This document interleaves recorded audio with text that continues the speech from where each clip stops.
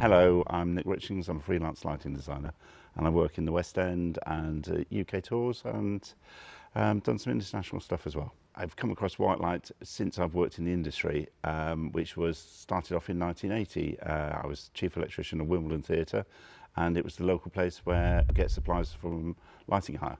I was doing a trade show and I phoned up White Light and I didn't know who I was going to speak to, but I ended up speaking to Brian Raven and I said, I'm doing a trade show, and he went, oh great.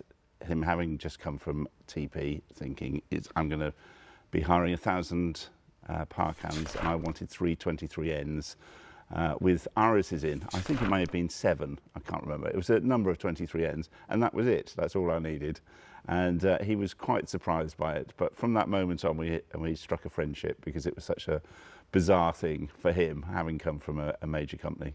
You've supplied the equipment for many, many shows that I've worked on, back from the early days when I was touring.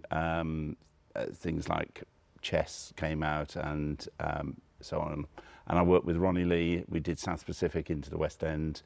I've done many shows over the years, including now Rocky Horror. So I've taken the Rocky Horror mantle on, which is interesting because we've come a full circle. As I saw Rocky Horror when I was 16 in King's Road, and now here I am lighting it with white light equipment. So one of my favourite memories is when we used MLC when they were in their infancy, and White Light were just starting to invest in moving lights. We were using moving lights for Tommy Steele's one-man show, and we were rehearsing in the Old Vic, and the transformer hadn't arrived from America, or hadn't arrived at all, because we were using 110 volt moving lights because they were imported from America.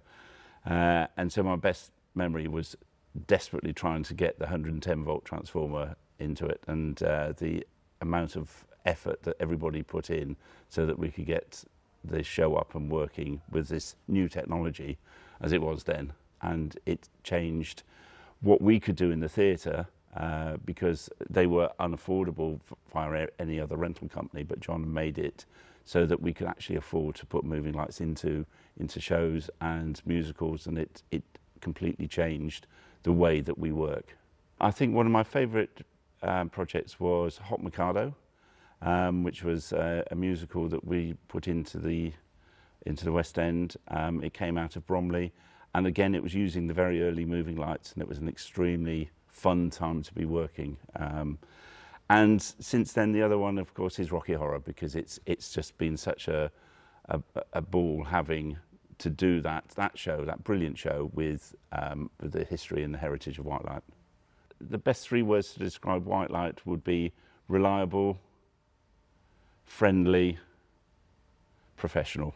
They're extremely efficient, they are very friendly, and it's like having a family. It's working with a family. There have been so many white light parties, I can't think of my favourite, but they're normally in the warehouse, having a barbecue. I really like those. Our industry has evolved dramatically in the last 40 years. I only came into it 10 years after white light came to fruition, but in that time we've gone from 123s, 223s and old lamps and gel to modern projection, moving lights. It's changed unrecognisably. They're going to move ahead amazingly. The stuff that they're doing already, like getting the video stages and the other investment in other technologies, means that they have a path and they have a future for the next 50 years for sure.